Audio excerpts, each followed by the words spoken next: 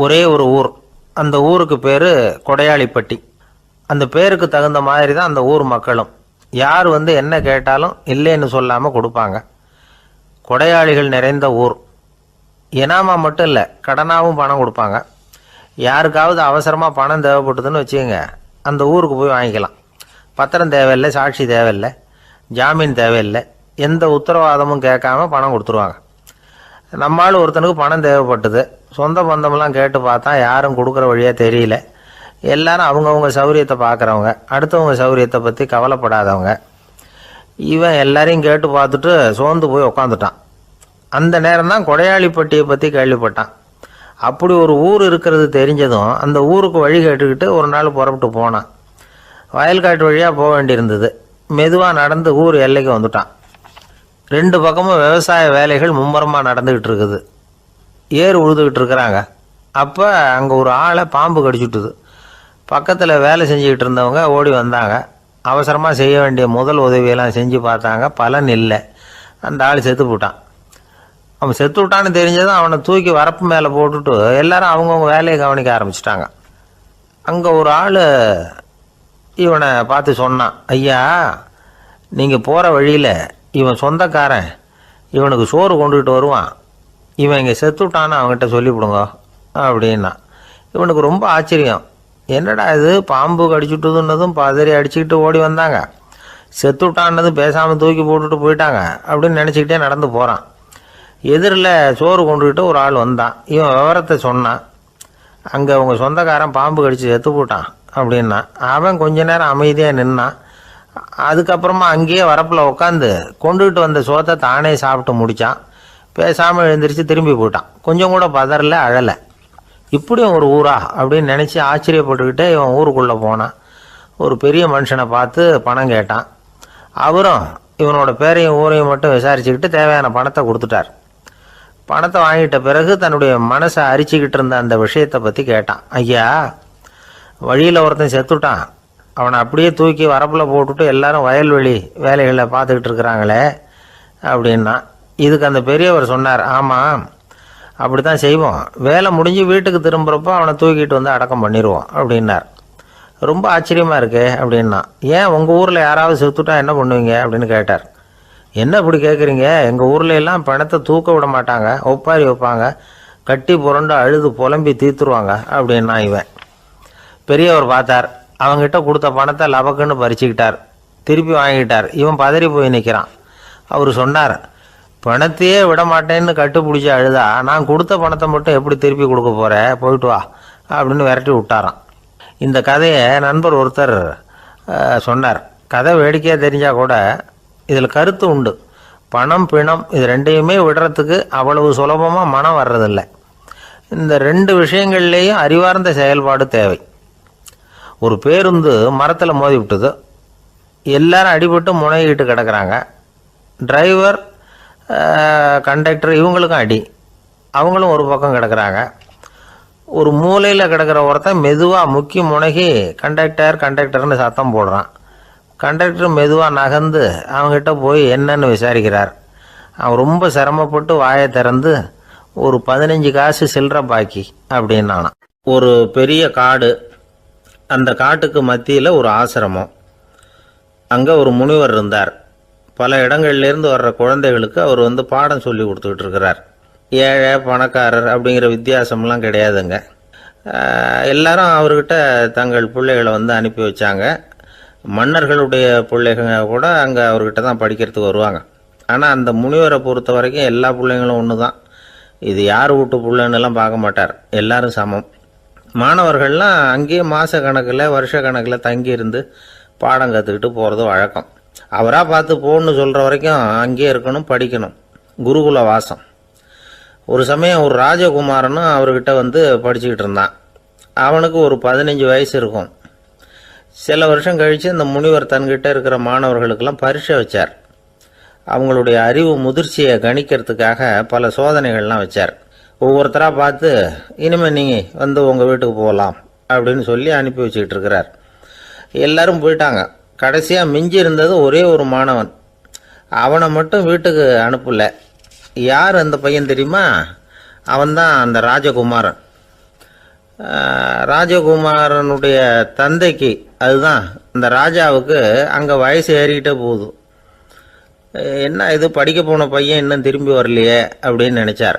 வந்துட்டா சீக்கிரமாக அவனுக்கு பட்டம் கட்டிவிட்டு நாம் விலகிக்கலாமே அப்படின்னு நினச்சார். கல்யாணம் வேறு பண்ணி பார்க்கணும் பையனுக்கு. ஆனால் பையன் வர்ற வழியை காணும். ராஜா பார்த்தார். சரி, நேர்லேயே போய் என்னன்னு தெரிஞ்சுட்டு வந்துடுவோம் அப்படின்னு காட்டுக்கு புறப்பட்டார். அங்கே போய் முனிவரை பார்த்தார்.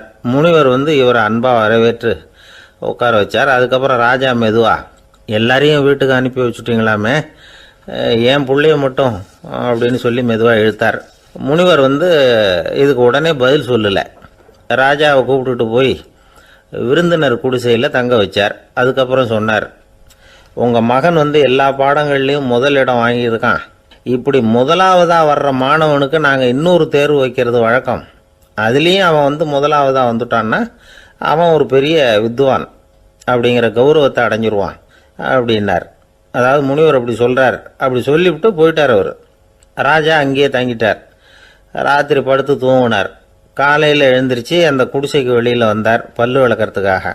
அந்த சமயத்தில் தூரத்தில் ஒருத்தன் ஒரு கையில் கோடாலியை வச்சுக்கிட்டு தலையில் ஒரு பெரிய விறகு கட்டை சுமந்துக்கிட்டு வந்துக்கிட்டு இருக்கிறது மாதிரி தெரிஞ்சுது. யாராவது விறகு வெட்டியாக இருக்கும் அப்படின்னு நினச்சார் ராஜா. கிட்ட வந்ததும் உத்து பார்க்குறாரு. பார்த்தா அது தன்னோட புள்ள. திகைச்சு போயிட்டார். என்ன இது, ஒரு ராஜகுமாரனை கூட இது மாதிரி வேலையெல்லாம் செய்ய சொல்கிறாங்களே அப்படின்னு நினச்சார். ராஜகுமாரன் விறகு கட்டை கொண்டுகிட்டு போய் கொல்லை பக்கம் வச்சான். அந்த சமயம் முனிவர் அங்கே வந்தார். என்ன மகனே, விறகு வெட்டிட்டு வந்துட்டியா? சரி, இப்போ ஒரு துடைப்பத்தை எடுத்துக்கோ, விருந்தினர் குடிசையின் வாசல் பக்கத்தை கூட்டி பெருக்கி சுத்தம் பண்ணு போ அப்படின்னார். அப்படியே செய்கிறேன் குருவே அப்படின்னு சொல்லிவிட்டு போனான். சுத்தம் பண்ண ஆரம்பிச்சிட்டான். ராஜா பார்த்தார் இதை. உடனே ஓடியாந்தார். மகனே, என்ன காரியம் பண்ணுற? துடப்பத்தை கீழே போடுனார். இப்போ அந்த ராஜகுமாரன் சொல்கிறான், தந்தையே, இது என்னுடைய குருதேவரோட உத்தரவு. இங்கே நான் ஒரு மாணவன். இங்கே அரசனும் ஒன்று தான், ஆண்டியும் ஒன்று தான். குருதேவர் சொல்கிறத மறுக்காமல் செய்கிறது தான் எங்கள் கடமை அப்படின்னா. இந்த சமயம் முனிவர் அங்கே வந்தார். இவனை முதுகில் தட்டி கொடுத்தார். அப்புறம் ராஜா கிட்ட சொன்னார், அரசே, உங்கள் புள்ள எங்கள் கடைசி தேர்வுலேயும் வெற்றி பெற்றுட்டான். பணிவு தான் மாணவர்களின் மிக உயர்ந்த குணம். குருநாதர் சொல்கிறது மனசுக்கு பிடிக்கலன்னா கூட மறுக்காமல் செய்யணும். அப்படி செய்யறதுனால எதை செய்யலாம் எதை செய்யக்கூடாது அப்படிங்கிற விவேகம் அவங்களுக்கு வந்துடும். செய்யக்கூடாததை கூட பெரியவங்க சொல்லிவிட்டா செஞ்சுதான் ஆகணும் அப்படிங்கிற பணிவு அவங்களுக்கு வந்துடும். இந்த குணம் வந்துட்டுதுன்னா அவங்க எத்தனை கடினமான வேலையாக இருந்தால் கூட ரொம்ப சுலபமாக செஞ்சு முடிச்சிருவாங்க. தூக்கத்திலேயும் அப்புறம் துக்கத்திலேயும் தோண்டு போட மாட்டாங்க. இந்த பணிவும் விவேகமும் அவங்கக்கிட்ட மன உறுதியை ஏற்படுத்தும். அந்த உறுதி உங்கள் பையனுக்கு வந்தாச்சு. இனிமேல் அவனை நீங்கள் அழைச்சிட்டு போகலாம். அவன் நிச்சயமாக பேரும் புகழும் பெறுவான் அப்படின்னார். ராஜா அவரை பார்த்து, குருதேவா, புரிஞ்சுக்கிட்டேன், என்னை மன்னிக்கணும் அப்படின்னாரு. அதுக்கப்புறம் மகனை அழைச்சிக்கிட்டு நாட்டுக்கு திரும்பி வந்துட்டார். இந்த கதையை இன்று ஒரு தகவலில் சொல்லுங்கள் சார், உங்கள் நிகழ்ச்சியில் சொல்லுங்கள் சார் அப்படின்னு சொல்லி மாணவர்கள் கேட்டால் பணிவாக இருக்கிறது எப்படி அப்படிங்கிறத புரிஞ்சுக்குவாங்க அப்படின்னு சொன்னார் ஒருத்தர். சரி, சொல்லுவோம். அதுக்கு முன்னாடி நேர்லேயே ஒரு பையன்கிட்ட சொல்லி பார்க்கலாமே அப்படின்னு தோணுச்சு. உடனே ஒரு பையனை கூப்பிட்டோம். ஏன்பா, உங்கள் வாத்தியார் உனக்கு இது மாதிரி ஒரு பரீட்சை வச்சா என்ன பண்ணுவேன் அப்படின்னு கேட்டோம். நானும் அப்படி தான் சார் நடந்துக்குவேன். விறகு வெட்டுவேன், தொடப்பத்தினால கூட்டி சுத்தம் பண்ணுவேன், உடனே செஞ்சு முடிச்சிருவேன் சார் அப்படின்னா. பலே பரவாயில்லையே அப்படின்னோம். ஆமாம் சார், அப்படி செஞ்சால் தானே வீட்டுக்கு அனுப்புவார், இல்லைன்னா இன்னொரு வருஷம் இங்கேயே இருந்து படின்னு சொல்லி விடுவார், அதனால் அப்படி செய்வேன் அப்படிங்கிறான் அந்த பையன். பிரிட்டிஷ் ஆட்சி நடந்துக்கிட்டு இருந்த காலம் 1920களின் கடைசி. அப்போ நடந்த ஒரு உண்மை நிகழ்ச்சி இது. ஒரு கல்யாண மாப்பிள்ளை ரயிலில் இறங்க போகிறார். அவரை வரவேற்க ஒரு ராஜ குடும்பமே காத்துக்கிட்டு இருக்குது. மங்களூர்லேருந்து இறங்குற அந்த மாப்பிள்ளை யார் தெரியுமா? ஒரு நாய். உண்மைதான், அந்த நாய்க்கு தான் கல்யாணம். சுதேசி சமஸ்தானத்து மன்னர்களில் ஒருத்தர் ஜூனாகட் மகாராஜா. அவரோட வளர்ப்பு நாய் ரோஷனாரா. அதுக்கு கல்யாணம் பண்ணி வைக்கணும்னு ஆசைப்பட்டார். மாப்பிள்ளை தேடினார். மங்களூர் மகாராஜாவோட வளர்ப்பு நாய் ஒன்று இருந்தது, பேர் பாபி. இது ரெண்டுக்கும் கல்யாணம் நடத்த முடிவு பண்ணார். திருமணத்துக்கு வேண்டிய எல்லா ஏற்பாடுகளையும் பண்ணுங்க அப்படின்னு உத்தரவு போட்டார். ஆயிரக்கணக்கான அழைப்புதழ்கள், பல சமஸ்தான மன்னர்கள், ஜமீன்தார்கள், பிரிட்டிஷ் அதிகாரிகள், பெரிய பணக்காரங்க, இப்படி நிறைய பேருக்கு அழைப்புதழ்கள் அனுப்பி வச்சாங்க. பத்திரிகையை பார்த்தவங்கெல்லாம் திகைச்சு போயிட்டாங்களாம். இருந்தாலும் என்ன பண்ணுறது, ராஜாவே அழைக்கிறார், போகாமல் இருக்க முடியுமா? அந்த சமயத்தில் நாட்டின் கவர்னர் ஜெனரலாக இருந்தவர் இர்வின் பிரபு, அவருக்கும் ஒரு பத்திரிக்கை போயிருக்குது. வாங்கி பார்த்ததும் அவருக்கு பயங்கர எரிச்சல். உடனே குப்பை தொட்டியில் போட்டுவிட்டாராம். மாட்சிமை தங்கிய பிரிட்டன் சக்கரவர்த்தியின் பிரதிநிதியான தன்னை கேவலம் ஒரு நாயின் திருமணத்துக்காக அழைக்கிறதா அப்படின்னு அவருக்கு ஆத்திரம். இருந்தாலும் கல்யாணம் பிரமாதமாக நடந்துதான். கல்யாணத்தன்னைக்கு பொண்ணுக்கு ஸ்பெஷல் குளியல், தண்ணீருக்கு பதிலாக வாசனை திரவியங்கள், பன்னீர், குளித்ததுக்கு அப்புறம் அலங்காரம், வைர மாலை, முத்து மாலை, ஏகப்பட்ட அலங்காரம். மாப்பிள்ளையை அழைக்கிறதுக்கு ரயில்வே ஸ்டேஷனில் ராஜ குடும்பமே காத்துக்கிட்டு இருக்குது. அவங்களோட வளர்ப்பு நாய்கள் 250. அத்தனை நாய்களுக்கும் பட்டு துணி போத்தி இருக்குது. முத்து வடங்கள் அணிவிச்சிருக்கிறாங்க. எல்லாம் ராஜ நாய்கள். அதுகளையும் வீதியில் நடக்க விடலையாம். அதுகளை சுமந்துக்கிட்டு போக அலங்கரிக்கப்பட்ட யானைகள் காத்துக்கிட்டு இருக்குதான். மாப்பிள்ளைக்கு வரவேற்பு எப்படி தெரியுமா? அது நடந்து வர்ற பாதை பூரா ரத்தன கம்பளம் விரிச்சிருக்குது. 2 பக்கமும் ராஜாங்க அதிகாரிகள் கைகட்டி நிற்கிறாங்க. அரசு படை வீரர்கள் அணிவகுப்பு மரியாதை செலுத்துகிறாங்க. அந்த நாய் ராஜ மரியாதையோடு நடந்து வருது. நகையெல்லாம் போட்டுக்கிட்டு வருது. திருமண மண்டபத்துக்கு சேருது. அங்கே கல்யாணம் அமோகமாக நடக்குது. இந்த திருமணத்தை முன்னிட்டு அந்த ஜூனாகட் சமஸ்தானத்துக்கு 3 நாள் விடுமுறை வேறு. கல்யாணத்துக்கு வந்திருந்தவங்களுக்கெல்லாம் ஏக தடபுடலாக விருந்து, நாட்டியம் எல்லாம் பிரமாதமாக நடந்து தான். இந்த கல்யாணத்தில் கலந்துக்க வந்திருந்த மற்ற சமஸ்தானத்து மன்னர்கள், தீவான்கள், அரச குடும்பத்தினர், இப்படி அவங்க 700 பேராம். அவங்க போகிறதுக்காக விசேஷ ரயில்கள்லாம் வேற விட்டுருக்காங்க. கல்யாணம் முடிஞ்சதும் அந்த நாய் தம்பதிகளோட பெரிய பெரிய மன்னர்கள்லாம் ஒன்றா உட்காந்து சாப்பிட்டாங்களாம். ஏர் கண்டிஷன் அறையில் அந்த தம்பதிகள் கொஞ்ச காலம் வாழ்ந்துருக்கிறாங்க. கொஞ்ச நாளில் மாப்பிள்ளைக்கு மரியாதை குறைய ஆரம்பிச்சுட்டுது. வெளியில் துரத்தி விட்டாங்களாம். அந்த பெண் நாய் மட்டும் ராஜ போகங்களை அனுபவித்து வந்து தான். இந்த கல்யாணத்தை பார்த்துட்டு தொடர்ந்து மற்ற சமஸ்தானத்து மன்னர்களும் நாய் திருமணங்கள் நடத்த ஆரம்பிச்சுட்டாங்களாம். இது உண்மையில் நடந்திருக்குது. இப்படி அது இருக்கட்டும். இப்போ நம்ம கதைக்கு வருவோம். ஒரு ராஜாவுக்கு ரொம்ப நாள் கழித்து ஒரு குழந்தை பிறந்து தான். அரண்மனை ஜோசியரை கூப்பிட்டுருக்கார் ராஜா. ஜோசியரே, என் மகன் வருங்காலத்தில் சிறந்த வாழ் வீரனாக வரணும்னு ஆசைப்படுறேன், வருவானாங்கிறத கொஞ்சம் பார்த்து சொல்லுங்களேன் அப்படின்னாராம்.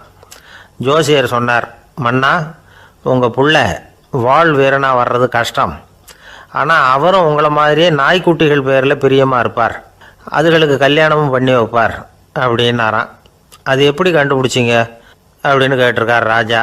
அரசே, உங்கள் பிள்ளைக்கு வாழ் மேலே உள்ள பிரியத்தை காட்டிலும் நாய் மேலே உள்ள பிரியம் அதிகங்கிறதுக்கான அறிகுறி இப்போவே தெரியுது. நல்லா கவனித்து பாருங்க. அவர் வாழ்னு கத்துறாரு அப்படின்னாரு. கவனித்து பார்த்துட்டு அப்படி எனக்கு காதில் விழலையே அப்படின்னாராம் மன்னர். அதனால தான் சொன்னேன், அவர் கத்துறது வாழ்னு கத்தலை, வள்ளுன்னு கத்திக்கிட்டு இருக்கார், அதனால தான் அப்படி சொன்னேன் அப்படின்னாராம் அரண்மனை ஜோசியர். உங்கள் பையன் எப்படி சார் இருக்கான் அப்படின்னு விசாரித்தார் ஒருத்தர். அவன் என்ன சார், எதை சொன்னாலும் காதில் வாங்க மாட்டேங்கிறான், அவன் பாட்டுக்கு போகிறான் வர்றான் அப்படின்னு சொல்லி அழுத்துக்கிட்டார் அப்பா. பெரியவங்க சொல்கிறத சின்ன பிள்ளைங்க கேட்கறது இல்லைங்கிறது ஒரு குறை. பெரியவங்க சொல்கிறது சின்ன பிள்ளைங்க காதிலேயே விழறது இல்லைங்கிறது ஒரு குறை. இது கொஞ்சம் சீரியஸான விஷயம், கவனித்து பார்க்கணும். ஒரு குழந்தைக்கு காது சரியாக கேட்குதா இல்லையா அப்படிங்கிறத நாம் தான் கவனித்து பார்த்து கண்டுபிடிக்கணும். அதுவாக நம்மக்கிட்ட தவழ்ந்து அப்பா எனக்கு காது கேட்கல, அழைச்சிட்டு போங்க டாக்டர்கிட்ட அப்படின்னுலாம் சொல்லிகிட்டு இருக்காது. அது சரி, ஒரு குழந்தைக்கு காது சரிவர கேட்குதா இல்லையா அப்படிங்கிறத முன்கூட்டியே நாம் தெரிஞ்சுக்கிறது எப்படி? அதுக்கு சில வழி இருக்குது. உங்கள் குழந்தைய கொஞ்சம் அப்படி கவனித்து பாருங்கள். அடிக்கடி ஜலதோஷம், காதில் அரிப்பு ஏற்படுதா, மூக்கு விரிவாகவும், அப்புறம் டான்சில், அடினாய்டு, சத அழற்சி, இது மாதிரி ஏதாவது இருக்கா, வாயிலிருந்து எச்சில் ஒழுகுதா, குழந்தை வாயினால் சுவாசிக்குதா, பற்கள் முன்னாடி தள்ளி வளருதா, இதெல்லாம் அதுக்கு அறிகுறி. அப்புறம் இந்த VBDF TH இப்படி இந்த ஒலிகள் சேர்ந்த வார்த்தைகளை குழந்தை சரியாக புரிஞ்சுக்காது. இப்போ உதாரணத்துக்கு பட்டுன்னு சொல்லு குழந்தை அப்படின்னீங்கன்னா அது வந்து கட்டுன்னு சொல்லும். அதாவது பட்டு சவுண்டை அதால் புரிஞ்சிக்க முடியல. அப்புறம் உங்கள் குழந்தை வந்து உங்களை உறக்க பேச சொல்கிறானா, அடிக்கடி கேள்வி கேட்குறானா, சாப்பிட்றப்போ கவனம் இல்லாமல் இருக்கானா, படிப்பில் போதுமான முன்னேற்றம் இல்லையா, வகுப்பில் சரியாக கவனிக்கிறது இல்லையா, இப்படிலாம் இருந்தால் ஆரம்பத்திலேயே டாக்டர்கிட்ட அழைச்சிட்டு போய் சிகிச்சையை வந்து ஆரம்பிச்சுடலாம், குணப்படுத்தி விடலாம். குழந்தைக்கு காது சரியாக கேட்கலன்னா நீங்கள் செய்ய வேண்டியது என்ன தெரியுமா? அவனுக்கு காது கேட்கலேங்கிறதுக்காக அவன் முன்னாடி சத்தம் போட்டு பேசக்கூடாது. மெதுவாக சீராக பேசணும், அவனை பார்த்து பேசணும். உங்கள் உதட்டு அசைவுகள் வந்து அவனுக்கு உதவும், அதை பார்த்தே புரிஞ்சுக்குவான். நீங்கள் வாயில் வெத்தலை பாக்கு போட்டுக்கிட்டோ புகை பிடிச்சிக்கிட்டோ பேசக்கூடாது. அப்படி பேசினா அவனால் அந்த உச்சரிப்பை சரியாக புரிஞ்சிக்க முடியாது. ஒரு வார்த்தையை சொல்கிறீங்க, அவனுக்கு புரியல அப்படின்னா அதே வார்த்தையை மறுபடியும் சொல்லணும். அவனுக்கு நீங்கள் முதல்ல சொன்ன வார்த்தை புரியலேன்னு நினச்சிக்கிட்டு மறுபடியும் திருப்பி சொல்கிறப்போ அதே அர்த்தம் வரக்கூடிய வேறு வார்த்தையை சொல்லக்கூடாது. இப்படிலாம் நடந்துக்கிட்டால் அவனுக்கு வந்து மன திடத்தை ஏற்படுத்த முடியும். இல்லைன்னா அவனுக்கு வந்து தாழ்வு மனப்பான்மை வந்துடும். குழந்தைக்கு காது கோளாறுன்னா ஆரம்பத்திலேயே டாக்டர்கிட்ட அழைச்சிட்டு போனால் போதும், குணப்படுத்தி விடலாம். அப்புறம் பார்த்துக்கலாமே அப்படின்னு அலட்சியமாக இருந்துட்டால் தான் கஷ்டம். சில பேர் கோபத்தில் சின்ன பிள்ளைங்க காதை பிடிச்சி திருகிறது உண்டு. இது ரொம்ப தப்பு. காது கையோடு வந்துட்டால் என்ன பண்ணுறது? ஒரு வேடிக்கை கதை, அது கதை தான், நிஜமாக நடந்ததில்லை. அது மாதிரி நடக்காது. ஒரு வேடிக்கைக்காக சொல்லப்படுற கதை. அதாவது ஒரு வீட்டில் அப்பா வந்து அம்மாவை பார்த்து சொல்லிகிட்டு இருக்கார், இதை பாரு, நாளைக்கு காலையில் என்னை சீக்கிரம் எழுப்பி விட்ரு, நான் செங்கல்பட்டு வரைக்கும் போயிட்டு வர வேண்டியிருக்கு அப்படின்னாராம். இதை அவங்க பையன் காதில் வாங்கிட்டு இருக்கான். அப்பாவுக்கு சிரமம் வேண்டாமே அப்படின்னு நினச்சி அவனே காலையில் யாருக்கும் தெரியாமல் எழுந்திரிச்சு புறப்பட்டு செங்கல்பட்டு போட்டான். சாயந்தரமாக திரும்பி வந்தான். அப்பா பையனை காணாமல் அலமோதிக்கிட்டு இருக்கிறார். சாயந்தரமாக பையனை பார்த்ததும் எங்கடா போயிட்டு வந்தேன்னு கேட்டார் கோவமாக. செங்கல்பட்டுக்கு போயிட்டு வந்தேப்பா, நீ வேணா அலைய வேண்டாமேன்னு அப்படின்னா. எதுக்கடா போனேன்னு அதட்டினார். அதான்ப்பா, நீ நேற்று வந்து அம்மா கிட்ட சொல்லிகிட்டு இருந்த, அதை காதில் வாங்கினேன், உனக்காக நான் போயிட்டு வந்தேன் அப்படின்னா. உடனே எந்த காதில் வாங்கினேன் அப்படின்னு சொல்லி காதை பிடிச்சி திருகினார். அந்த காது கையோடு வந்துட்டுது. இது நடந்து கொஞ்ச நாள் கழித்து அந்த அப்பாவும் பையனும் கடத்தெருவில் போய்கிட்டு இருக்கிறாங்க. எதிரில் ஒரு நாய் ஓடி வந்தது. அதுக்கு 2 காதும் இல்லை. என்ன இது, இந்த நாய்க்குட்டிக்கு 2 காதும் இல்லை அப்படின்னார் அப்பா. அதுக்கு பையன் சொல்கிறான், அப்பா அது 2 தடவை செங்கல்பட்டுக்கு போயிட்டு வந்துடுவோம் அப்படின்னானா. ஒரு அப்பாவுக்கு 2 பிள்ளைங்க. மூத்தவன் ரொம்ப அடக்கம், அப்பா எது சொன்னாலும் கேட்பான், பெரியவங்களுக்கு கீழ்ப்படிஞ்சு நடப்பான். இளையவன் அப்படி இல்லை, தான் நினச்சதை தான் சொல்லுவான் செய்வான். அடுத்தவங்க சொல்கிறத கேட்க மாட்டான், அடங்கி நடக்க மாட்டான். இந்த 2 பேரில் யாரை வந்து உங்களுக்கு பிடிக்கும்? பெரியவனை தான் பிடிக்கும், ஏன்னா அவன் தான் சொல்கிற பேச்சை கேட்குறவன் அப்படின்னு சொல்லுவீங்க. ஆனால் ஒரு ஞானி என்ன சொல்கிறார் தெரியுமா? ஒரு குழந்தை அதன் அறிவுக்காக மதிக்கப்பட வேண்டுமே தவிர அதனுடைய கீழ்ப்படியும் தன்மைக்காக அல்ல அப்படிங்கிறார். நம்ம குழந்தைகளை வந்து சுயமாக சிந்திக்கிறதுக்கு நாம் விடுறதில்ல, மற்றவங்களை பார்த்து காப்பி அடிக்கிறதுக்கு தான் நாம் அவங்களுக்கு கற்றுக் கொடுக்குறோம். புகழ்பெற்ற மனிதர்கள் சிலருடைய பேரை சொல்லி நீயும் அவர் மாதிரி ஆகணும், இவர் மாதிரி ஆகணும் அப்படின்னு சொல்லிகிட்டே இருக்கிறோம்.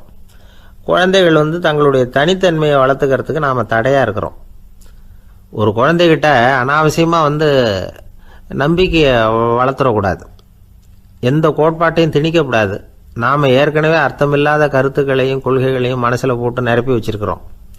இந்த உலகத்துக்கு புதுசாக வந்து சேர்ந்திருக்கிற ஒரு குழந்தையின் தூய்மையான மனசில் நம்ம கருத்துக்களை அறிமுகம் செய்ய அல்லது திணிக்கிறதுக்கு நமக்கு எந்த அதிகாரமும் கிடையாது. ஒரு குழந்தைய நீ இந்த மதத்தை சேர்ந்தவன் அப்படின்னு பிறந்ததுமே ஒரு முத்திரை குத்தி போடுறோம். இது அதோட சுதந்திரத்தை ஆரம்பத்திலேயே கிள்ளி எறிகிறது மாதிரி தான். நீங்கள் ஒரு மதத்தின் வழிமுறைகளை கடைப்பிடிச்சிக்கிட்டு வர்றீங்க, அந்த வழியில் போய்கிட்டு இருக்கிறீங்க, சரி, அதனால் போகிறீங்க. அதுக்காக உங்கள் குழந்தையையும் அதே வழியில் தான் வரணும் அப்படின்னு கட்டாயப்படுத்துறதுக்கு உங்களுக்கு என்ன உரிமை இருக்குது? அந்த குழந்தை சுயமாக சிந்திச்சு ஒரு முடிவுக்கு வரட்டுமே, அதுக்கு நீங்கள் ஏன் தடையாக இருக்கிறீங்க? நமக்கு உண்மையிலேயே நம்ம குழந்தை மேலே அன்பு இருந்தால் இது மாதிரி திணிப்பு வேலைகளை செய்யக்கூடாது. திணிப்பு வேலைகள்லேருந்து குழந்தைகளை காப்பாற்றினா போதும். அதுதான் ரொம்ப முக்கியம். அடுத்த தலைமுறை அற்புதமான தலைமுறையாக உருவாகும். நாம் தான் சாதி மத சங்கடங்களில் மாட்டிக்கிட்டு தவிக்கிறோம். அவங்களாவது சாதி மத வேறுபாடு இல்லாத சமுதாயத்தை பார்க்கட்டுமே, அந்த சௌகரியங்களை அனுபவிக்கட்டுமே. அதுக்கு நாம் என்ன செய்யணும்னா ஒன்றும் செய்யாமல் இருந்தால் போதும். ஒரு குழந்தைகிட்ட நம்ம கருத்தை திணிக்கும் பொழுது என்ன ஆகுது தெரியுமா? அது அவனை அவங்ககிட்ட இருந்தே அப்புறப்படுத்தி விடுது. அவனுடைய தனித்தன்மையை அழிச்சுடுது. அவனை ஒரு எல்லைக்குள்ளே திணிச்சுடுது. இதெல்லாம் அன்புங்கிற பேரால் பெற்றோர்கள் செய்கிற தப்பு. இதெல்லாம் கேட்டுக்கிட்டு இந்த காலத்தில் அப்பா ஒருத்தர் சொன்னார், நான் கருத்துக்களை எல்லாம் என் பையன்கிட்ட திணிக்கிறது இல்லைங்க, ஆனால் அதிகமாக சாப்பிட சொல்லி கட்டாயப்படுத்துவேன் அப்படின்னார். உங்கள் வீட்டு சமையல் அவ்வளவு நல்லா இருக்குமான்னு கேட்டாங்க.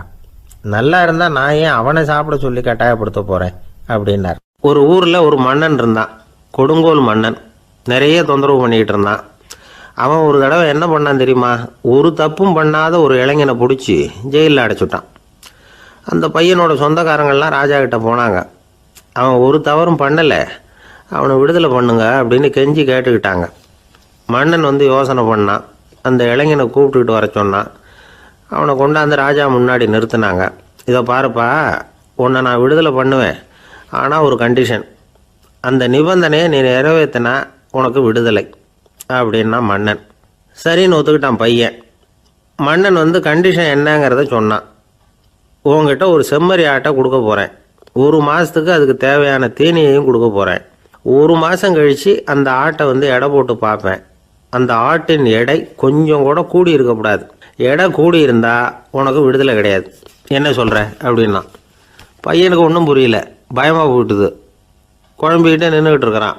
சரி, ஒரு நாள் டைம் தரேன், நல்லா யோசனை பண்ணி பார்த்துட்டு நாளைக்கு உன் முடிவை சொல்லு அப்படின்னா மன்னன். பையன் கவலையோடு வெளியில் வந்தான். அங்கே ஒரு பெரியவர் நின்றுக்கிட்டு இருந்தார். அவர்கிட்ட விஷயத்தை சொன்னான். அந்த பெரியவர் இந்த பையனுக்கு காதோட காதாக ஒரு வழியை சொல்லி கொடுத்தார். அதை கேட்டதும் பையன் மறுபடியும் மன்னன் முன்னாடி நின்னா, உங்கள் நிபந்தனையை ஏற்றுக்கிறேன்னு சொன்னான். மன்னன் ஒரு ஆட்டுக்குட்டியையும் அதுக்கு 1 மாதத்துக்கு தேவைப்படுற தீவனத்தையும் கொடுக்கும்படியாக உத்தரவு போட்டான். கொடுத்தாங்க, ஓடிட்டு போயிட்டான். 1 மாதம் தினமும் தவறாமல் அந்த தீவனத்தை ஆட்டுக்குட்டிக்கு போட்டுக்கிட்டு இருக்கிறான். 1 மாதம் கழித்து அந்த ஆட்டை அரண்மனைக்கு ஓட்டிகிட்டு போனான். மன்னன் அதை எடை போட்டு பார்க்குறான். எடை கூடவே இல்லை, அப்படியே தான் இருக்குது. உடனே போட்ட நிபந்தனைப்படி அந்த இளைஞனை விடுதலை பண்ணிவிட்டான். சரி, ஆட்டுக்கு எடை கூடாமல் இருக்கிறதுக்கு அந்த பெரியவர் சொல்லி கொடுத்த யோசனை என்ன அப்படின்னா, அது வேற ஒன்றும் இல்லை. அந்த ஆட்டுக்கு எதிரில் அது கண்ணில் படுற மாதிரி ஒரு ஓநாயை கட்டி போட சொன்னார். அவ்வளவுதான். ஆட்டுக்கு ஓநாய்ங்கிறது பிறவி பகை. ஓநாயை பார்த்தா ஆடு நடுங்க ஆரம்பிச்சிடும், அவ்வளவு பயம். தினமும் அந்த ஆடு பயந்துக்கிட்டே தேனி சாப்பிட்டுது, எடை கூடல. அதுதான் ரகசியம். இது சின்ன பிள்ளைங்களுக்கான ஒரு கதை. இதிலேருந்து தெரிஞ்சிக்க வேண்டிய உண்மை என்னென்னா, நாமெல்லாம் சாப்பிட்றப்ப மனசும் உடம்பும் அமைதியாக இருக்கணும். அப்போ தான் அது உடம்புல ஒட்டும். அவசரத்துலேயும் பயத்துலையும் சாப்பிட்டா அது சரியாக ஜீரணமாகாது. இன்னொரு ராஜா இருந்தார். அவரும் ஒரு இளைஞனை ஜெயிலில் அடைச்சி விட்டார். விடுதலை பண்ணணும்னா ஒரு கண்டிஷன்னார். என்னன்னு கேட்டான். ஒரு ஆட்டுக்குட்டியை அவன் முன்னாடி கொண்டாந்து நிறுத்துவேன், நீ அதுக்கிட்ட ஒரு கேள்வி கேட்கணும், அதுக்கு சரியான பதிலை சொல்லணும். அப்படி செஞ்சுட்டா உனக்கு விடுதலைன்னார். இளைஞன் யோசனை பண்ணி பார்த்தான். சரின்னு ஒத்துக்கிட்டான். அது பிரகாரமே ஆட்டுக்குட்டியை பதில் சொல்ல வச்சுட்டான். என்ன நடந்தது தெரியுமா? ஆட்டுக்குட்டியை கொண்டாந்து நிறுத்தினாங்க. இவன் மெதுவாக அதுக்கிட்ட போனான். அது காதுகிட்ட போய் ஏப்ரலுக்கு அடுத்த மாதம் என்ன மாதம்னு கேட்டான். அது உடனே மேன்னு கத்திச்சு. இவன் விடுதலை ஆகிட்டான். ஆந்திர நாட்டில் ஒரு அரசர் இருந்தார். அந்த அரசர்கிட்ட ஒரு அமைச்சர் இருந்தார். அந்த அமைச்சர் பேர் ராயண பாஸ்கர். அவர் ஒரு பெரிய அறிவாளி. அது மட்டும் இல்லை, மிகச்சிறந்த கொடையாளி. யார் எது கேட்டாலும் இல்லைன்னு சொல்ல மாட்டாராம். அதன் காரணமாகவே அவர்கிட்ட இருந்த செல்வம் நாளுக்கு நாள் குறைஞ்சிக்கிட்டே வந்துட்டு தான். கடைசியில் குடும்பத்துக்குன்னு எதுவும் வைக்காமலே அவர் போய் சேர்ந்துட்டார். மகனும் இறந்துட்டார். அந்த குடும்பத்தில் மிஞ்சி இருந்தது அவருடைய மருமகள், ஒரு பேரன், அவ்வளவுதான். இருந்த ஒரே சொத்து பழுதடைஞ்ச ஒரு வீடு. அந்த அம்மா மற்ற வீடுகளில் வேலை செஞ்சு தன்னுடைய பிள்ளைய படிக்க வச்சுக்கிட்டு வராங்க. அந்த புள்ள ஒரு பெரிய வள்ளலுடைய பேரன்கிறது அந்த பள்ளி வாத்தியார்களுக்கும் தெரியும். அதனால் அவங்களும் இவங்ககிட்ட கொஞ்சம் அன்பாகவும் அக்கறையாகவும் பழகி பாடம் சொல்லி கொடுத்துக்கிட்டு இருக்கிறாங்க. ஒரு நாள் ஒரு புகழ்பெற்ற கவிஞர் ஒருத்தர் அந்த பள்ளிக்கூடத்துக்கு வந்திருக்கிறார். ஆசிரியர்கள்கிட்ட பேசிக்கிட்டு இருந்தப்போ ஒரு செய்தியை சொன்னாராம். ராயண பாஸ்கருங்கிற வள்ளல் எனக்கு நிறைய உதவிகள் செஞ்சுருக்கார். என்னை பாராட்டி பரிசுகள்லாம் கொடுத்துருக்கிறார். அந்த வள்ளல் வாழ்ந்த கிராமத்தை பார்க்கணுங்கிறதுக்காக தான் இப்போ இங்கே வந்திருக்கிறேன் அப்படின்னாராம்.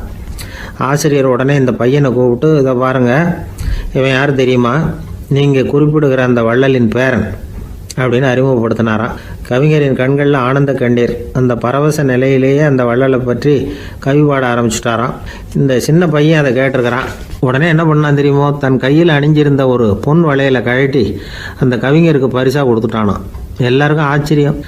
தாத்தா இருக்கும் நிலையில் கொடுத்தார், பேரன் இல்லாத நிலையிலையும் கொடுக்குறான். பையனை எல்லாரும் பாராட்டினாங்களாம். இருந்தாலும் அவனுக்குள்ள ஒரு பயம் எதுவும் ஆரம்பமாச்சு. பள்ளிக்கூடம் விட்டு வீட்டுக்கு வரும்பொழுது அந்த பயம் இன்னும் அதிகமாயிட்டுது. அம்மா என்ன சொல்லுவாங்களோ தெரியலையே, ஏதோ திடீர்னு தோணிச்சு வளையல கட்டி கொடுக்கணும்னு கொடுத்துட்டோம். குடும்பம் இருக்கிற நிலையில் இப்படி நான் செஞ்சது தப்பா, வீட்டு செலவுக்கே அம்மா எவ்வளவு கஷ்டப்படுறாங்க, வீட்டுக்கு போனதும் என்ன நடக்குமோ தெரியலையே அப்படின்னு நினச்சி பயந்துக்கிட்டே அவன் வீட்டுக்குள்ளே அடி எடுத்து வைக்கிறான். அம்மா கூப்பிட்டு சாப்பாடு போட்டாங்க. அவங்க கண்ணில் படக்கூடாதுங்கிறதுக்காக ஒரு கையை பின்னாடி மறைச்சிக்கிட்டே இருந்தான். அம்மா இதை கவனிச்சிட்டாங்க. ஏய், உன் கையை ஏன் அப்படி வச்சிருக்கிற, உன் கைக்கு என்னாச்சு, ஏதாவது அடிபட்டு போச்சா அப்படின்னு கேட்டுக்கிட்டே கையை எடுத்து பார்க்குறாங்க. வளையல காணலை. வளையல் எங்கே அப்படின்னு கேட்குறாங்க. இவன் தயங்கிக்கிட்டே நடந்ததை சொல்கிறான். அதை கேட்டதும் அந்த அம்மாவோட முகம் கோபத்தால் சவுந்து போச்சான். முட்டாளே, என்ன காரியம் பண்ண அப்படின்னு கன்னத்தில் அரைஞ்சிட்டாங்களாம். அம்மா, என்னை அடிக்காத, ஏதோ தெரியாமல் தப்பு பண்ணிட்டேன் அப்படின்ட்டுருக்கான். மகனே, வளையலை கொடுத்ததுக்காக நான் உன்னை அடிக்கலை அப்படிங்க, பின்ன எதுக்கு அடித்தேன்னு கேட்டிருக்கான். உன் பாட்டனார் ஒரு பெரிய வள்ளல், அவர் எதையும் பாதி வேலையை செய்யறதில்ல, அவருடைய பேரை நீ அரைகுறை வேலை செஞ்சுட்டு வந்திருக்கிற அப்படின்னாங்களாம். என்னம்மா சொல்கிறேன்ருக்கான். நீ ஒரே ஒரு வளையலை மட்டும்தானே கட்டி கொடுத்துருக்குற, கொடுக்குறதா இருந்தால் ரெண்டையும் சேர்த்துல கொடுத்துருக்கணும், அதுதானே உங்கள் தாத்தாவுக்கு பெருமை அப்படின்னாங்களாம்.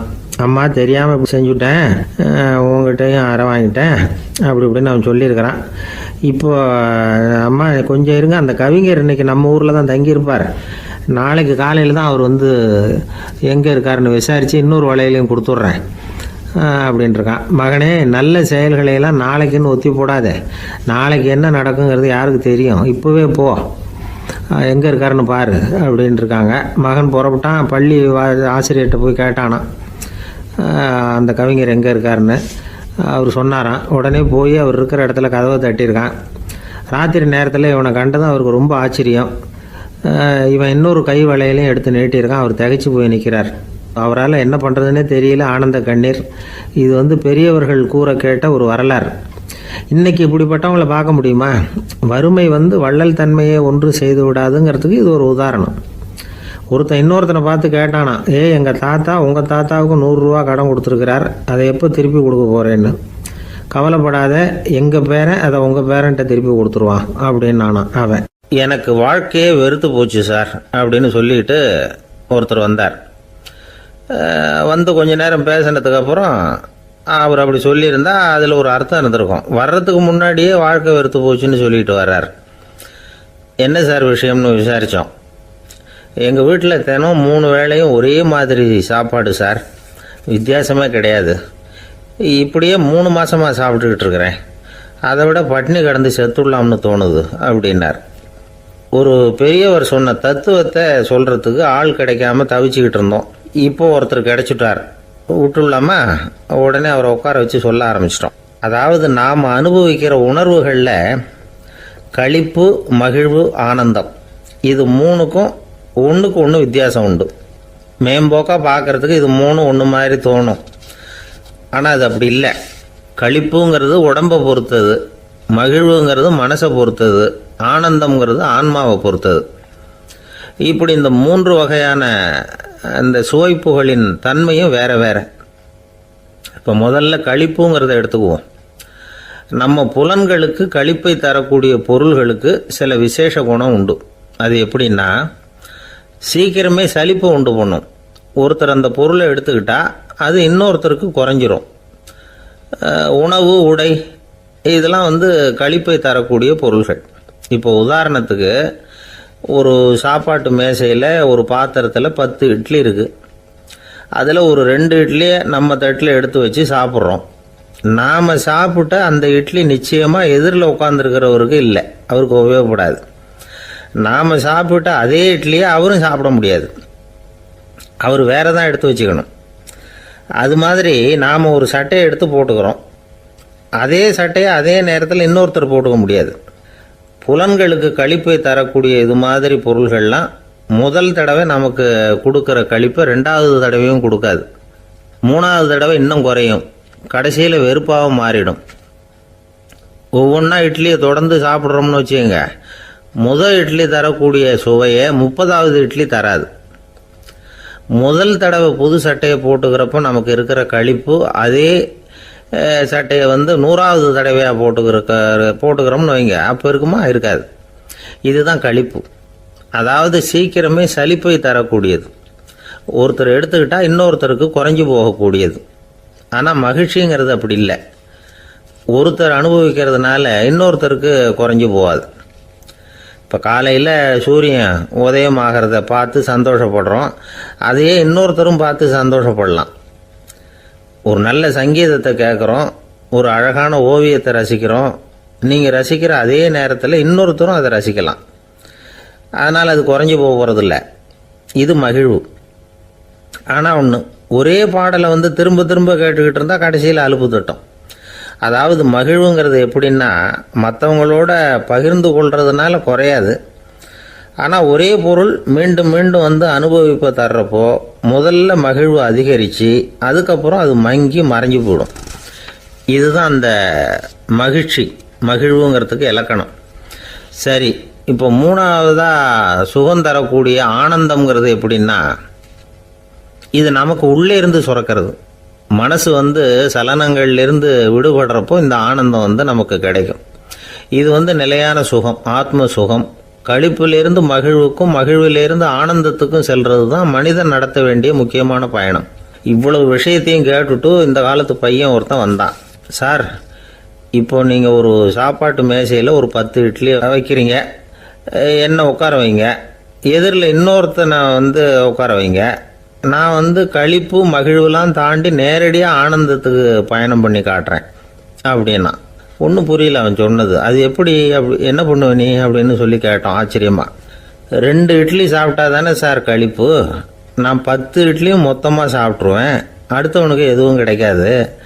அவனுக்கு கிடைக்காதபடி நாமே சாப்பிட்டுடுறோம்ல, அதுதானே நமக்கு ஆனந்தம் அப்படின்னு அதுக்கு ஒரு விளக்கம் சொல்கிறான். துஷ்டரை கண்டால் தூர விலகு, இப்படி ஒரு பழமொழி உண்டு. எதுக்காக இப்படி சொல்லி வச்சாங்க?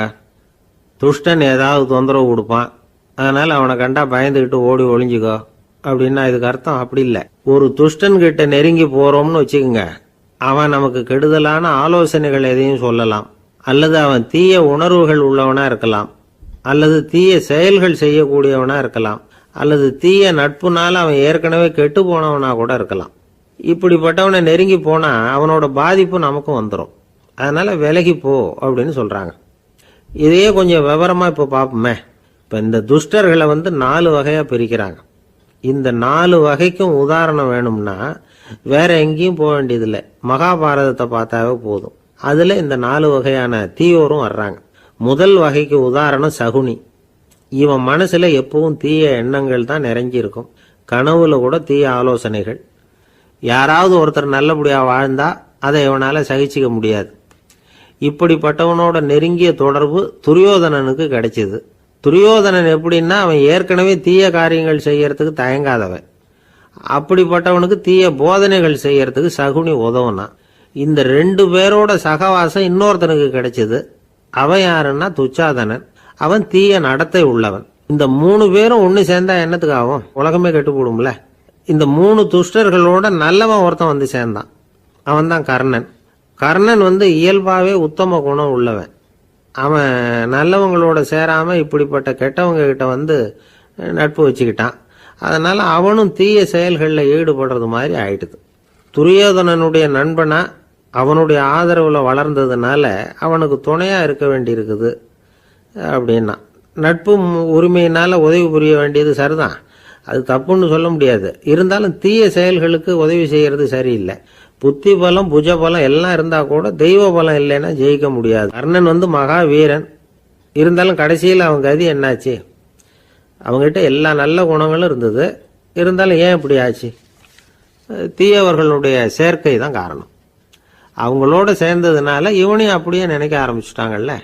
4 வகை துஷ்டர்கள்ல இவனும் ஒரு வகை. அப்படின்னு சொல்ல ஆரம்பிச்சிட்டாங்க. அதாவது தீய ஆலோசனைக்கு சகுனி, தீய உணர்வுகளுக்கு துரியோதனன், தீய செய்கைக்கு துச்சாதனன், தீய நட்புக்கு கர்ணன், இப்படி உதாரணமாயிட்டான். அதனால தான் துஷ்டரை கண்டால் தூர விலகு அப்படின்னு சொன்னாங்க. அது புராண காலம். இப்பெல்லாம் நிலைமை கொஞ்சம் வேற விதமா இருக்குது. அன்னைக்கு ஒரு நாள் அப்படிதான் ஒரு காட்டு பாதையில் யாரோ ஒருத்தர் அடிபட்டு கிடந்தார். யாரோ ஒரு துஷ்டன் அவனை அடிச்சு போட்டுட்டு போயிட்டான் போல இருக்கு. அந்த வழியா போன ஒருத்தர் பரிதாபப்பட்டு அவனை போய் தூக்கினார், ஆறுதல் சொன்னார். இதை பாருங்க, இந்த வழியா எப்பவும் தனியா வரக்கூடாது. ஏன்னா இங்க ஒரு ரவுடி இருந்துகிட்டு வர்றவங்க போறவங்களெல்லாம் வழிப்பறி பண்ணிட்டு இருக்கிறதா கேள்விப்பட்டிருக்கிறேன் அப்படின்னாராம். இனிமே அப்படி கேள்விப்பட மாட்டீங்க அப்படின்னு அந்த ஆளு. ஏன்னு கேட்டிருக்காரு இவர். அவன் சொல்லியிருக்கான், நான் தான் சார் அந்த ரவுடி. இந்த வழியா போனவங்க கிட்ட தகராறு பண்ணேன். அவங்க தான் என்ன இப்படி அடிச்சு போட்டு என்கிட்ட இருந்த பணத்தையெல்லாம் பிடிங்கிட்டு போட்டாங்க சார். காலம் ரொம்ப கெட்டு போச்சு அப்படின்னு ரொம்ப பரிதாபமா. ஒரு மனுஷனை பார்த்து என்கிட்ட வாலாட்டாதே அப்படின்னு சொன்னா அவன் நம்மகிட்ட ஏதோ வம்புக்கு வர்றான்னு அர்த்தம். ஒரு நாயை பார்த்து யாரும் என்கிட்ட வாலாட்டாதே அப்படின்னு சொல்றது இல்லை. ஏன்னா நாய் வாலாட்டுனா அது நம்மகிட்ட தன்னுடைய நன்றியை தெரிவிக்கிறதாக நினச்சிக்கிட்டு இருக்கிறோம். ஆனால் அது அப்படி இல்லை அப்படின்னு சொல்கிறாங்க அது சம்பந்தமான நிபுணர்கள். ஒரு நாய் தன்னுடைய வாலை இந்த பக்கமும் அந்த பக்கமுமா இப்படியும் அப்படியும் ஆட்டிக்கிட்டு இருந்தா அது பதட்டத்தில் கூட இருக்கலாம். நாய் நட்பாக இருந்தாலும் வாலாட்டும், ஆத்திரத்தில் இருந்தாலும் வாலாட்டும், கோபத்தில் இருந்தாலும் வாலாட்டும், குழப்பத்தில் இருந்தாலும் வாலாட்டும், மகிழ்ச்சியாக இருந்தால் கூட அது வாலாட்டும். அதை நாம் தப்பாக புரிஞ்சுக்கிட்டு அதுகிட்ட போய் மாட்டிக்கக்கூடாது. நாயை பற்றி எனக்கு நல்லா தெரியும் அப்படின்னு சொல்கிறவங்க கூட அதுகிட்ட கடி வாங்கிட்டு நிற்கிறது உண்டு. நிபுணர்கள் என்ன சொல்கிறாங்க தெரியுமா? எப்போவுமே நாய்கள் திடீர்னு கடிச்சு விடுறதில்ல, கடிக்கிறதுக்கு முன்னாடி சில அறிகுறிகளை காட்டும். அதை சரியாக புரிஞ்சுக்கிட்டோம்னா தப்பிச்சுக்கலாம். ஒரு வீட்டுக்கு போகிறீங்க, அங்கே புதுசாக ஒரு நாயை பார்க்குறீங்க, உடனே அதுகிட்ட போய் குனிஞ்சு சிரிச்சுக்கிட்டே அது தலையில் தட்டுறீங்க. இது ரொம்ப தப்பான். ஒரு நாய் இன்னொரு நாயை நேருக்கு நேர் பார்த்து பல்ல காட்டுனா அது தன்னுடைய தன்முனைப்பை காட்டுதுன்னு அர்த்தமா. உன்னை விட நான் பெரியவன் அப்படின்னு சொல்லுதுன்னு அர்த்தம். அதனால் நீங்கள் அது மாதிரி கிட்ட போய் சிரிக்கிறோம் அப்படின்னு நினச்சிக்கிட்டு பல்ல காட்டினா உங்களையும் எதிரியாக நினச்சிரும். இன்னொரு விஷயம் என்னென்னா, தலையில் தட்டுனா நாய்க்கு பிடிக்காது. அது தன்னை அடக்கிறதாகவும் அச்சுறுத்துறதாகவும் நினச்சிக்கிட்டு இருக்கும். சரி, அப்படின்னா புதுசாக ஒரு இடத்துல அல்லது வீட்டில் நாய்க்குட்டியை பார்த்தா என்ன பண்ணுறது? நீங்கள் சும்மா இருங்க, அதுவாக கிட்ட வரட்டும். அதுக்கப்புறம் அதுக்கிட்ட கனிவாக பேசுங்க. கண்ணம், மார்பு, தோல் இங்கெல்லாம் தட்டலாம், தப்பு இல்லையா? தலையில் தான் தட்டப்படாதான். ஒரு நாய் உங்களை நோக்கி ஓடி வருது, நீங்களும் ஓடுனா அது துரத்த ஆரம்பிச்சிடும். அசையாமல் சில மாதிரி நின்றுடுங்க, அது கிட்ட வராது. அதுக்கு ஆர்வம் இல்லாமல் போயிடும். ஒரு தெருவில் சின்ன பிள்ளைங்க நிறைய பேர் விளையாடிக்கிட்டு இருக்கிறாங்க. அப்போ சில நாய்கள் அங்கே ஓடி வருது. எல்லாரும் ஓடினாங்க. அப்படி ஓடுறப்போ ஒரு பையன் கால் தடிக்க கீழே விழுந்துட்டான். என்னாச்சு தெரியுமா? துரத்திட்டு வந்த நாய்கள்லாம் கீழே விழுந்தவனை ஒன்றும் செய்யலை, அவன்கிட்டே போகல. ஓடிக்கிட்டு இருந்தாங்கல்ல பசங்க, அவங்கள துரத்திக்கிட்டு அவங்க பின்னாடி ஓடிச்சான். அதுதான் நாய்களுடைய சுபாவம். ஒரு நாய் நம்மளை நேருக்கு நேர் முறைச்சி பார்க்குதுன்னு வச்சுங்க, நாமளும் அதை முறைச்சி பார்க்கக்கூடாது. நாம் வேறு பக்கம் எங்கேயாவது பார்க்க ஆரம்பிச்சிடணும். ஒரு நாய் கோபமாக இருந்ததுன்னா அதோட வால் உறுதியாக நேராக நிற்கும். ஒரு நாய் பணிந்து போனால் அல்லது பயந்து போனால் அது தன்னோட வாலை காலுக்கு நடுவில் வச்சுக்கும். ஒரு நாய் நம்மளை பார்த்து பயந்து நிற்கிதுன்னு வச்சுங்க, அதனால் நமக்கு ஆபத்து இல்லைன்னு நினச்சிடக்கூடாது. உங்களை பார்த்துட்டு ஒரு நாய் ஒடுங்குச்சுன்னா நீங்கள் விலகி போயிடணும் அப்படின்னு அது நினைக்குது. நிறைய பேர் பயந்து போன நாயால் கடிபடுறாங்க. இவன் நம்மளை விட பெரிய ஆள், மாட்டிக்கிட்டோம், வேறு வழி இல்லை அப்படிங்கிற நினப்பில் தான் நாய் கடிக்க ஆரம்பிக்குதான். இதே மாதிரி சங்கிலியால் கட்டி போடப்பட்டிருக்கிற நாயும் ஆபத்தானது தான். தொடர்ந்து கட்டி போட்டிருந்தா காலப்போக்கில் அது ஒரு மாதிரி ஆகிடும். நாய் குழந்தைகளை கடிக்காது அப்படின்னு சில பேர் சொல்லுவாங்க. அதுவும் ஒரு தவறான நம்பிக்கை. அதனால் சின்ன குழந்தைகளை தனியாக நாயோட விளையாட விடக்கூடாது. ஆகக்கூடி நாயை பற்றி நிறைய விஷயம் புரிஞ்சுக்க வேண்டியிருக்குது. ஒருத்தர் தன்னுடைய நண்பர் வீட்டுக்கு போயிருந்தார். அவசியம் எங்கள் வீட்டில் சாப்பிட்டுட்டு தான் போகணும் அப்படின்னு ரொம்ப அன்பாக சொல்லிவிட்டார். அதை மீற முடியல இவரால். சரின்னு உட்காந்துட்டார். சாப்பாடு போட்டாங்க, சாப்பிட ஆரம்பித்தார். அவங்க வீட்டில் கட்டி போட்டிருந்த நாய்க்குட்டி இவர் சாப்பிட்றத முறைச்சி பார்த்துது. ஏன் இப்படி என்ன இது முறைச்சி பார்க்குது உங்கள் வீட்டு நாய்க்குட்டி அப்படின்னு அவர் கேட்டார். அப்போ அவங்க சொன்னாங்களாம், அதுகிட்ட ஒரு கெட்ட பழக்கங்க, தன்னோட தட்டில் யார் சாப்பிட்டாலும் அது அப்படி தான் முறைச்சி பார்க்கும் அப்படின்னாரா அவர். இன்றைக்கு பல பேர் உயில் எழுதி வைக்கிறாங்கல்ல. இந்த உயில்னா என்ன? அதாவது ஒரு நபர் தனக்கு பின்னாடி தன்னுடைய சொத்துக்கள் யாருக்கு போய் சேரணும்னு நினைக்கிறாரோ அந்த நினைப்பை சட்டப்படி உறுதிப்படுத்துறது தான் உயில். சரி, உயிலை யார் எழுதலாம்? 18 வயசு பூர்த்தியான யாரும் உயில் மூலமாக சொத்துக்களை விநியோகிக்கலாம். கண் பார்வை இல்லாதவங்க, காது கேளாதவங்க, வாய் பேச முடியாதவங்க, இவங்கெல்லாம் கூட உயில் எழுதி வைக்கலாம். புத்தி சுவாதீனம் இல்லாதவங்க கூட சில சமயம் புத்தி தெளிவாக இருந்தால் உயில் எழுதலாமா. குடிபோதையில் இருக்கிறவங்க, தாங்கள் என்ன செய்கிறோங்கிறது தெளிவாக அறிய முடியாதவங்க, நோய் நொடியில் இருக்கிறவங்க, இவங்கெல்லாம் உயில் எழுத முடியாது.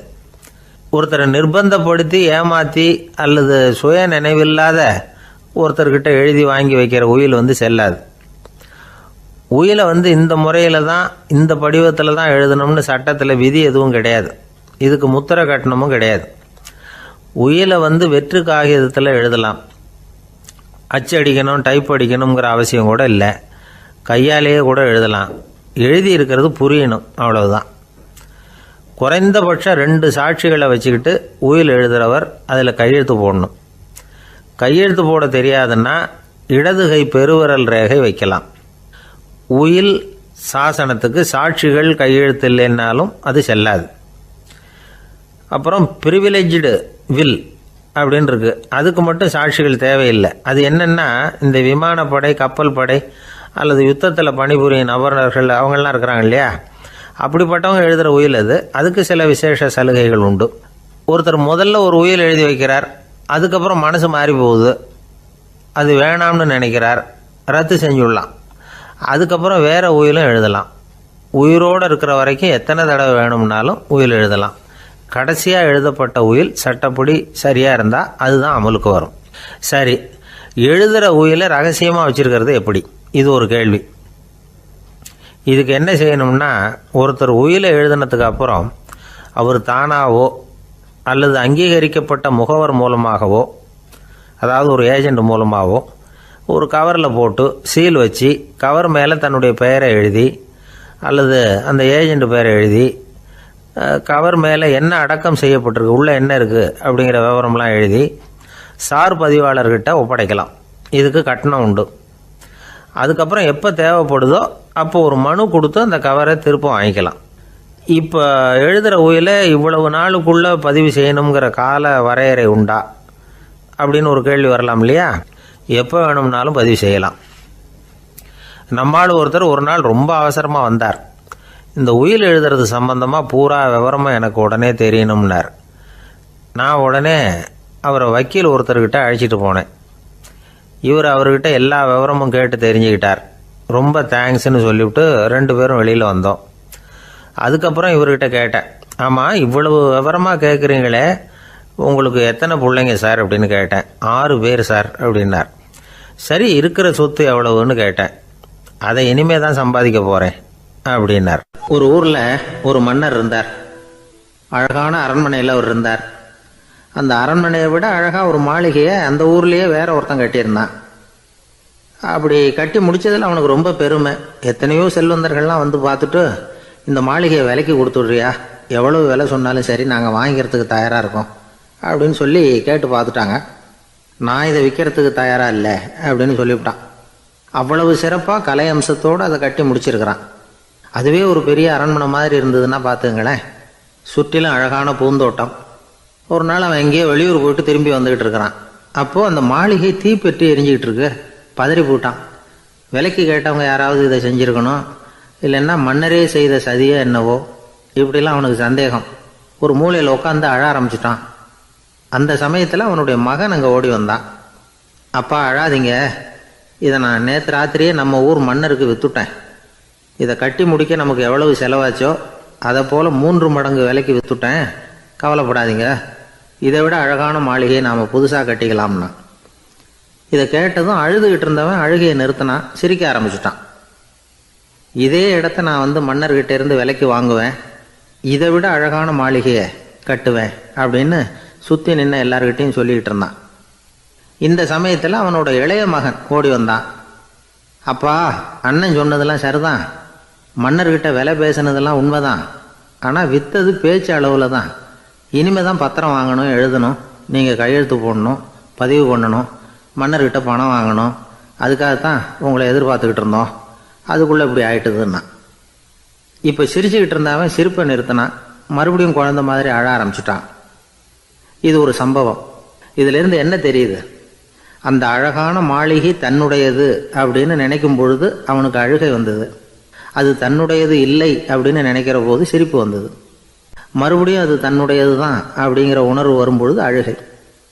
எது எதிலிருந்து நீ நீங்கி இருக்கிறாயோ அது அதிலிருந்து உனக்கு துன்பம் இல்லை அப்படிங்கிறார் திருவள்ளுவர். இந்த உடம்பு என்னுடையதில்லை அப்படிங்கிற உணர்வு வந்துட்டா அது ஒரு பெரிய நிலை. அந்த நிலை வரணும். எல்லாத்தையும் பயன்படுத்திக்கலாம், ஆனால் பற்றில் விழுந்துடக்கூடாது. உலகத்தில் இருங்கள், ஆனால் உலகத்தவராக இருக்காதீர்கள். உலகிற்குள் இருங்கள், உலகம் உங்களுக்குள் வந்துவிட அனுமதிக்காதீர்கள். விலகி இருங்கள், விழித்திருங்கள், மௌனமாய் பார்த்திருங்கள் அப்படிங்கிறது சான்றோர் கருத்து.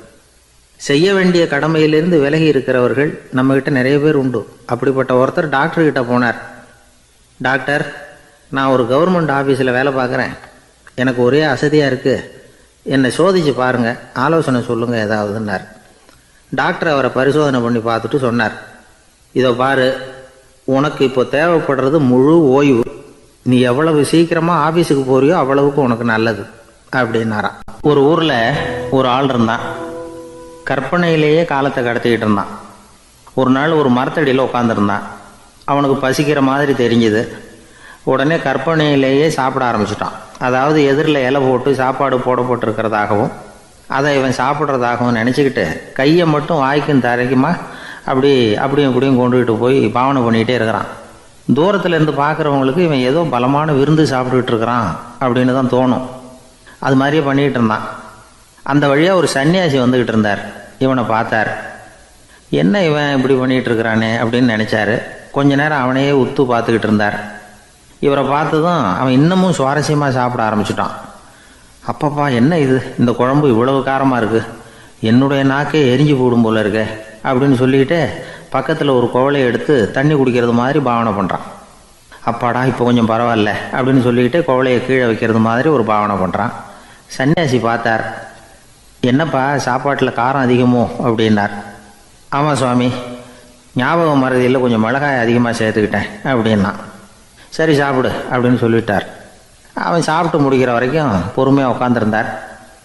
அவன் அப்பாடா அப்படின்னு சொல்லிட்டு மறுபடியும் தண்ணியை எடுத்து குடித்தான். எல்லாம் கற்பனையிலேயே. அதுக்கப்புறம் சன்னியாசி பேச ஆரம்பித்தார். இதை பாருப்பா, உன்னுடைய கற்பனையை நான் மெச்சுறேன், இருந்தாலும் உன் சாப்பாட்டில் ஒரு இனிப்பையும் வச்சுருக்கலாமே, ஏன் மிளகாயை அளவுக்கு அதிகமாக போட்டுவிட்டு அவஸ்தைப்படுறேன் அப்படின்னார். அவன் யோசிக்க ஆரம்பித்தான். அதுக்கப்புறம் இவர் சொன்னார், இதை பாருப்பா, இனிமேல உன்னுடைய கற்பனையும் உயர்ந்ததாக இருக்கட்டும் அப்படின்னு உபதேசம் பண்ணிவிட்டு போனார்.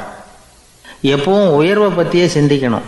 உயர்வு கிடைக்கலன்னா கூட அப்படி சிந்திக்கிறத நிறுத்தப்படாது அப்படிங்கிறார் திருவள்ளுவர். உள்ளுவது எல்லாம் உயர் உள்ளல், மற்ற அது தள்ளினும் தள்ளாமை நேர்த்து. ஊக்கம் இல்லாமல் உலகத்தில் வாழ்ந்து பிரயோஜனம் இல்லை. அதனால் உயர்வாகவே சிந்திக்கணும். அது நம்மளை ஊக்கப்படுத்தும். இது பெரியோர் வாக்கு. இந்த உலகத்தில் கற்பனையிலேயே வாழ்கிற சில கஞ்சர்களும் உண்டு. அதாவது 2 கஞ்சர்கள், 2 பேரும் பக்கத்து ஊரில் இருந்தாங்க. பொங்கல் சமயம் ஒரு கஞ்சன் தன்னுடைய மகனை கூப்பிட்டான். இதை பாருப்பா, பக்கத்து ஊரில் என்னுடைய நண்பன் ஒருத்தன் இருக்கிறான், அவனுக்கு பொங்கல் பரிசு ஏதாவது கொடுக்கணும், நான் ஒரு 4 ஆட்டுக்குட்டியை தரேன், நீ கொண்டுகிட்டு போய் கொடுத்துட்டு வந்து விடுறியா அப்படின்னு கேட்டான். சரி, நான் புள்ள ஒரு பைய கையில் எடுத்துக்கோன்னா. அவன் எடுத்துக்கிட்டான். இந்த ஆட்டுக்குட்டி பிடிச்சிக்கோ அப்படின்னு சொல்லி ஒவ்வொன்றா போடுறேன் பார் அப்படின்னு சொல்லிட்டு 1 2 3 4 அப்படின்னு எண்ணிக்கிட்டே வெறும் சைகையாலேயே ஆட்டுக்குட்டியை பிடிச்சி போடுறது மாதிரி பாவனை பண்ணிகிட்டு இருக்கிறான். அவன் பிள்ளையும் அதை ரொம்ப அக்கறையாக வாங்கிக்கிறது மாதிரி வாங்கிக்கிட்டு அந்த பையை தூக்கிக்கிட்டு அடுத்த ஊருக்கு போகிறான். இவன் அங்கே போய் சேர்ந்த நேரத்தில் அந்த கஞ்சன் ஊரில் இல்லை, எங்கேயோ வெளியில் போயிருக்கிறான். அவனோட புள்ள மட்டும்தான் வீட்டில் இருந்தான். இவன் அவன்கிட்ட, இதை பாரு, எங்கள் அப்பா உங்கள் அப்பாவுக்கு ஆட்டுக்குட்டி கொடுத்து அனுப்பியிருக்கிறாரு, பிடிச்சிக்கோ அப்படின்னு சொல்லி பாவனையிலேயே ஒவ்வொன்றா எடுத்து அவங்ககிட்ட கொடுத்துட்டான். அவனும் வாங்கிட்டான் வாங்கிறது மாதிரி. அப்புறம் சொன்னான், சரிப்பா, நானும் பதிலுக்கு ஏதாவது ஒன்றுகிட்ட கொடுக்கணும் இல்லையா, அதனால் அந்த பைய பிடி, ஒரு 10 எலுமிச்சம்பழம் தரேன், பதிலுக்கு அதை நீ எடுத்துகிட்டு போ அப்படின்னு சொல்லி கையாலேயே ஒவ்வொன்றா எடுத்து போடுறது மாதிரி பாவனை பண்ணிவிட்டான். அவனும் ரொம்ப நன்றி அப்படின்னு சொல்லிவிட்டு அதை வாங்கிட்டு போயிட்டான். கொஞ்ச நேரம் கழித்து வெளியில் போயிருந்த அப்பங்காரன் திரும்பி வந்தான். உள்ளே சொன்னான், அப்பா, உன்னோட நண்பர் அவருடைய மகன் மூலமாக உனக்கு 6 ஆட்டுக்குட்டி கொடுத்து அனுப்பியிருந்தார். நானும் பதிலுக்கு ஒரு 10 எலுமிச்சம்பழம் கொடுத்து அனுப்பியிருக்கிறேன் அப்படின்னா. எப்படிடா கொடுத்தேன்னு கேட்டார் அப்பா. இப்படி தான் கொடுத்தேன்னு சொல்லி சைகையிலேயே காட்டினான். இதை பார்த்து தான் அப்பங்காரனுக்கு பயங்கரமாக கோவம் வந்துட்டுது. பலார்னு அரைஞ்சுட்டான் பையனை. ஏன்ப்பா அரைஞ்ச? 10 எலுமிச்சம்பழம் கொடுத்துட்டேனே அப்படிங்கிறதுக்காகவா அப்படின்னு கேட்டான். அது கூட பரவாயில்ல, நீ காட்டுற சைகையை பார்த்தா ஆரஞ்சு பழம் சைஸுக்கு இருக்குதே, அவ்வளவு பெருசாக ஏன் கொடுத்த? அதுதான் எனக்கு கோபம் அப்படி. ஒரு நண்பர் யாருக்கோ ஃபோன் பண்ணிகிட்டு இருந்தார். அவர் பேசி முடித்ததும் நான் அவரை பார்த்து, இப்போ ஃபோன் பண்ணிங்களே, அந்த ஃபோன் நம்பர் என்ன அப்படின்னு கேட்டேன். அவர் தலையை சொரிஞ்சுக்கிட்டார், ஞாபகம் வரலன்னார். சரி சார், அதை விடுங்க, உங்கள் மனைவி பேர் என்ன அப்படின்னு கேட்டேன். மாலதின்னார். என்ன சார் இது வேடிக்கை, கொஞ்ச நேரத்துக்கு முன்னாடி பேசின ஃபோன் நம்பர் மறந்து போச்சு, எப்போவோ கல்யாணம் பண்ணிக்கிட்ட மனைவி பேர் மறக்கலை, அதை கரெக்டாக சொல்லிவிட்டீங்களே அப்படின்னு கேட்டேன். அவர் என்ன ஒரு மாதிரியாக பார்த்தார். அவர் அப்படி என்னை பார்த்ததில் ஒன்றும் தப்பு இல்லை, ஏன்னா நாம் எல்லாருமே அப்படித்தானே, ஒரு குறிப்பிட்ட காரியத்துக்காக தொலைபேசியில் ஒருத்தட்ட பேசுகிறோம், அதுக்கப்புறம் அந்த எண் நமக்கு அனாவசியம், அதனால் மறந்துடுறோம். இதுக்கு பேர் தான் தற்காலிக ஞாபகம். ஆனால் மனைவி பேரை மறந்துட முடியுமா? முடியாது. அது அவசியமான ஒன்று. அடிக்கடி அந்த பேரை உபயோகப்படுத்துகிறோம், அதனாலேயும் அது முக்கியங்கிறதுனாலேயும் அதை மறக்கறதில்லை. இதுக்கு பேர் நிரந்தர ஞாபகம். சரி, இந்த தற்காலிக ஞாபகம், நிரந்தர ஞாபகம், இது 2 ஞாபக அளவுகளையும் கட்டுப்படுத்துறது எது அப்படின்னா மூளைக்குள்ளே நடக்கிற மின்சார நடவடிக்கைகள் தான். தற்காலிக ஞாபகம் ஒரு மின்னல் மாதிரி தோன்றி மறையுது. நிரந்தர ஞாபகம் ஒரு படிவம் போல மூளையில் படிஞ்சுடுது. ஒரு சம்பவத்தின் பல பிரதிகள் மூளையில் பல்வேறு பகுதிகளிலேயும் படிகிறதுனால ஒன்று மறைஞ்சாலும் மறந்தாலும் இன்னொன்று மறையறதில்லை. இப்படிப்பட்ட நிலைமையில தான் இந்த தொண்டையில் இருக்கு, வாயில் வரமாட்டேங்குது சார் அப்படிமா. ஒருத்தருக்கு எந்த துறையில் ஆர்வமும் ஈடுபாடும் அதிகமோ அது சம்பந்தமான ஞாபக சக்தி அதிகமாக இருக்கும். தொழிலை விரும்புகிற ஒரு டெலிஃபோன் ஆப்ரேட்டருக்கு எண்கள்லாம் நல்ல ஞாபகம் இருக்கும். அது மாதிரி கவிஞர்களுக்கு வார்த்தைகள் நல்ல ஞாபகத்தில் இருக்கும். இது ஒரு பக்கம் இருந்தாலும் ஒரு மூளை எண்களை விட எழுத்துக்களை விட படங்களை ரொம்ப சுலபமாக ஞாபகத்தில் வச்சுக்குது. புரிஞ்சுக்கிற தன்மை, அனுபவம், புத்தி கூர்மை இது கூடி குறையிறத பொறுத்து ஞாபக சக்தியும் ஏறும் இறங்கும். இப்போ உதாரணத்துக்கு ஒரு பையனுக்கு படித்தது எதுவும் ஞாபகத்தில் இல்லைன்னா அவன் அதை சரியாக புரிஞ்சுக்கலைன்னு அர்த்தம். இந்த மறதிங்கிறது எந்த சமயத்தில் ஒரு பிரச்சனை ஆகுது தெரியுமா? உங்களுக்கு வேண்டியப்பட்ட ஒருத்தரை ஞாயிற்றுக்கிழமை சாயந்தரம் சரியாக 5 மணிக்கு கடற்கரைக்கு வர சொல்லிவிட்டு அந்த நேரத்தை மறந்துவிட்டா அது பரவாயில்ல, வர சொன்னதையே மறந்துவிட்டா தான் நிலைமை மோசம்னு அர்த்தம். இப்படி இருந்தால் இது சிகிச்சை எடுத்துக்க வேண்டிய நிலைமைங்கிறத புரிஞ்சுக்கணும். ஆமாம், இதுக்கும் மருந்து இருக்குது. ஆனால் மூளை குறிப்பிட்ட அளவுக்கும் கீழே இயங்குறப்போவோ இன்னொன்று சொல்லுவாங்க, இந்த நியூரோ டிரான்ஸ்மிட்டர் அப்படின்னு சொல்லுவாங்க. அப்படிங்கிற மூளை ரசாயனம் ரொம்பவும் குறைஞ்சி போகிறப்போ மட்டும்தான் உபயோகப்படும். டாக்டர் என்ன சொல்கிறாங்க தெரியுமா? மூளையை பொறுத்த வரைக்கும் அதில் ஞாபக சக்தி அதிகமாக உள்ள மூளை, மறதி உள்ள மூளை அப்படின்னு ஒன்றும் கிடையாது அப்படிங்கிறாங்க. நினைவு வச்சுக்கிறதுக்கு பயிற்சி அளிக்கப்பட்ட மூளை, பயிற்சியற்ற மூளை அப்படின்னு வேணும்னா சொல்லலாம் அப்படின்னு சொல்கிறாங்க. அதனால் நம்ம ஞாபக சக்திங்கிறது நம்மக்கிட்ட இருக்கிற பயிற்சி, முயற்சி இதை பொறுத்து தான் அமையும். ஒருத்தர் ஒரு பென்சிலை எங்கேயோ வச்சுக்கிட்டு தேடிக்கிட்டு இருந்தார். அப்புறம் என்னமோ தீவிரமாக யோசனை பண்ணி அதை ஞாபகப்படுத்தி பார்த்துக்கிட்டு இருந்தாராம். எதிரில் உட்காந்துருந்தவர் சொன்னார், பென்சிலை தானே தேடிக்கிட்டு இருக்கீங்க, அது உங்கள் வலது காதில் இருக்குது சார் அப்படின்னாராம் அவர். இதுக்கு அவர் சொல்லியிருக்காரு, பென்சிலை வலது காதில் தான் வச்சுருக்கேங்கிறது எனக்கு நல்லா ஞாபகம் இருக்குது, ஆனால் எது வலது காதுங்கிறது தான் மறந்து போச்சு அப்படின்னாராம். அவர் அதை தான் யோசிச்சுட்டு இருந்திருக்கிறார். எனக்கு ஒரு உதவி செய்யணும் அப்படின்னு நம்மளை பார்த்து ஒருத்தர் கேட்குறாருன்னு வச்சுங்களேன், உடனே நாம் அவரை பார்த்து என்ன உதவின்னு கேட்போம். இதுதான் சராசரி மனிதர்களின் இயல்பு. ஆனால் ஒருத்தர் எனக்கு ஒரு உதவி செய்யணும் அப்படின்னு கேட்ட உடனே என்ன உதவின்னு கூட கேட்காம சரி செய்கிறேன் அப்படின்னு ஒத்துக்கிறது இருக்கு பாருங்கள், அது கொஞ்சம் அபூர்வம். அந்த காலத்தில் ஒருத்தர் இருந்தார். அவர் எப்படி தெரியுமா? உதவி கேட்குறவங்க நல்லவங்களா கெட்டவங்களா அப்படின்னு கூட பார்க்கல, தனக்கு நன்மையா தீமையா அப்படின்னு கூட பார்க்கல, உதவி செய்கிறேன்னு புறப்பட்டு விட்டார். அவர் யார் தெரியுமா? அவர் தான் நல சக்கரவர்த்தி. அவர் மாதிரி நாமும் உதவி கேட்குறவங்களுக்கு உடனே உதவி செய்கிறதுக்கு தயாராக இருக்கணும் அப்படின்னு சொன்னார் ஒரு ஆன்மீக பேச்சாளர். நல சரித்திரத்தை அவர் சொல்லிக்கிட்டு இருந்தார்.